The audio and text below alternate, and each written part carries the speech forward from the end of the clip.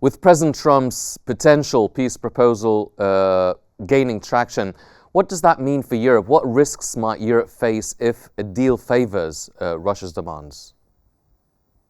Well, I think Europe faces many risks. The biggest one, I would say, the source of all risks, is really policy thinking and ideology.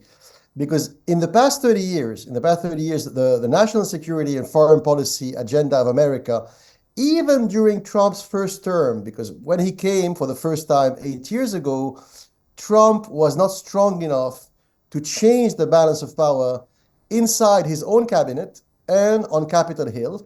So in the past 30 years, the dominant thinking in Washington, D.C. was neoconservatism on the right and liberal hawkishness on the left. So, people like Dick Cheney, George Bush on the right, and people like Tony Blinken or Tony Blair, let's say, on the left. Mm-hmm. And all of a sudden, in a very radical way, Trump is bringing something very different called neo-realism. So it's really a very cold, some people say even brutal, worldview rooted in a radical form of pragmatism. And I agree with Dr. Al-Khatib. So radical pragmatism means, you do what works and you don't care about preaching and moralizing. So we in Europe and the Middle East were used to, people like Tony Blair, George Bush preaching, or Emmanuel Macron talking like a preacher. Trump and his entourage have no time for that. And it's no coincidence.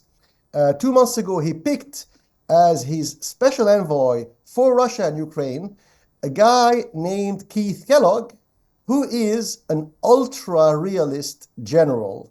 So really, that's the kind of people he's surrounded by, Machiavellian, cold-blooded, ultra-rational. For Europe, it's a problem because Europe doesn't want to face the new reality. So what happened in the past, 3-4 days, Europe was stunned by the pronouncements of Trump regarding Russia and Ukraine and by the meeting in Riyadh 2 days ago.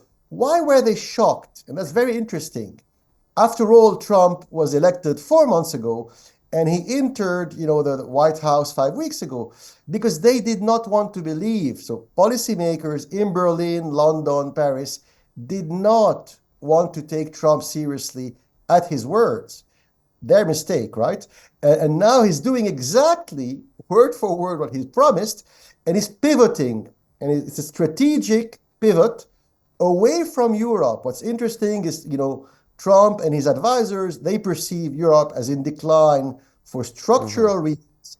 They perceive that there's a global race or a new Cold War pitting Beijing against Washington, and they think that that new Cold War will be won focusing relentlessly on high-tech energy infrastructure, transportation infrastructure, and that's it. Yes. They think that Russia is no longer a superpower, and so they think that Russia, after all, is not a threat to them. It may be a threat to Estonia, Lithuania, or Poland. They couldn't care less. And in that new geoeconomic era, with two big powers, China in the East, America in the West, there are pivot nations, and they view Saudi Arabia, Egypt, and Russia as very important pivot nations, and that's why they are building their new policy on that basis.